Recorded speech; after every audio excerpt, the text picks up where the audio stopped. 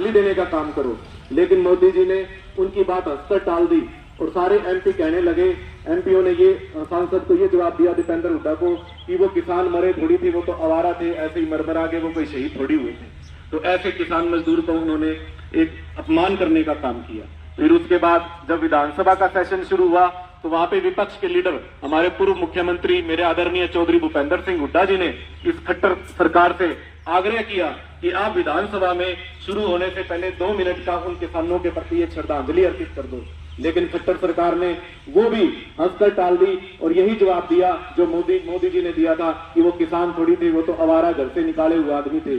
तो इस प्रकार किसान मजदूर की उन्होंने तो साथियों उसी दिन भूपेंद्र सिंह हुड्डा जी ने एक संकल्प लिया कि मैं कैसे इन किसानों को श्रद्धांजलि दूंगा। तो उन्होंने आपके जिला सिरसा में 24 तारीख रविवार को एक किसान मजदूर जन आक्रोशित रैली करने का आयोजन किया है, जिसमें सारे हमारे किसान भाइयों को जो उस आंदोलन में शहीद हुए थे उनको हम श्रद्धांजलि देने का काम करेंगे। तो आप लोगों से मैं यही अपील करने आया हूं कि आप उस रैली में बढ़ चढ़कर भाग लें और उस रैली को लाखों की संख्या में पहुंचकर सफल बनाएं। ज्यादा मैं आपको लंबा न ले जाता हुए इस सरकार में मौजूदा कृषि मंत्री के बयान के बारे में 2 मिनट बताना चाहूंगा। 2 दिन पहले इस कृषि मंत्री ने हमारे किसान भाइयों के लिए बोला ये धरना देते हैं, ये घर से निकाले हुए हैं, और हमारी माँ बहनों के लिए उस कृषि मंत्री ने इतने अपमानजनक शब्द बोले जिनको मैं यहाँ बता भी नहीं सकता। तो ऐसे उस मुख्यमंत्री उस मंत्री को भी हम चाहते हैं वो माफी मांगे हमारे किसान मजदूर से, उसने ऐसे शब्द बोले हैं। और आपको मैं पिछला इलेक्शन भी याद कराना चाहता हूँ। 2019 में एक पार्टी भारतीय जनता पार्टी ने आपको नारा दिया था 75 पार, और उसकी सहयोगी पार्टी जो बाद में सहयोगी बने विपक्षी पार्टी जेजेपी ने एक आपको नारा दिया था हम बीजेपी को कर देंगे जमुना पार। लेकिन 2019 में इन्होंने आपस में एक दूसरे के विरुद्ध में वोट मांगे, लेकिन जब इनकी 40 सीटें आई और इनकी सरकार नहीं बन पाई तो इन्होंने क्या किया, गठबंधन कर लिया, दोनों बन गए आपस में यार और बना दी एक भ्रष्ट सरकार। बना दी कि नहीं बना दी आप बताओ। तो उसका कारण क्या था, क्यों बनाई वो सरकार, ताकि मिल बांट के हम खाएं कैसे ये राज बना लें, इनको लूटे कैसे।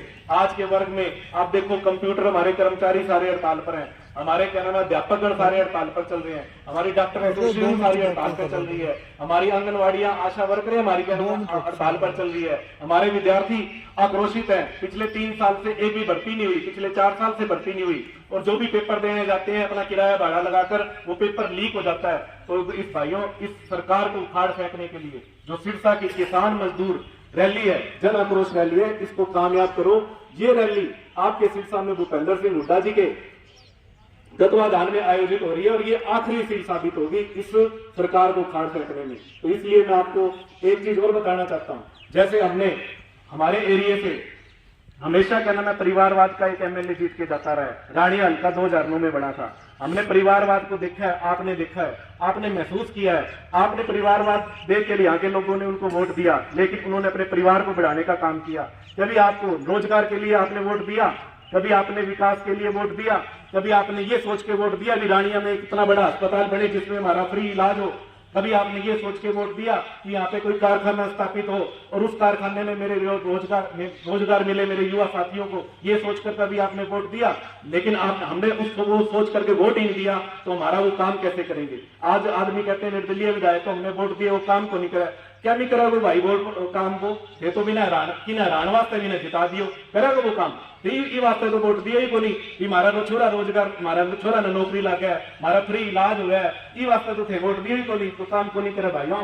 ये आपको समझनी पड़ेगी, अपने पराये को पहचानो। अगर ओम प्रकाश चौटाला जी एक पूरे राज्य में ओम प्रकाश चौटाला जी का एक ही मकसद है कैसे अपने परिवार को आगे बढ़ाएं। उनका ग्रेजुएट बच्चा, उनका ग्रेजुएट लड़का अभय सिंह चौटाला को मुख्यमंत्री इस राज्य का बनाना चाहते हैं, लेकिन आपका बीटेक इंजीनियर आईटीआई करा हुआ लड़का उसको रोजगार नहीं दे सकते, वो अपने बेटे को मुख्यमंत्री बनाना चाहते हैं। तो मैं आपको कहना चाहता हूं हमारे बच्चे भी लायक हैं, हमारे बच्चे भी सरपंच, जनप्रतिनिधि, एमएलए बन सकते हैं। तो कैसे बनेंगे, जब आप अपनी सोच बदलोगे। तो इसी सोच को बदलकर रविवार को एक बार मैं पुनः आपको आग्रह करता हूं कि आप सब लोग गज बज कर तो इस रैली में पहुंचने का काम करें और मेरे हाथ मजबूत करो और मेरे साथ साथ मैं आपके हाथ मजबूत करूंगा। हम सब मिलकर एक दूसरे को आगे बढ़ाएंगे तभी आगे बढ़ पाएगा।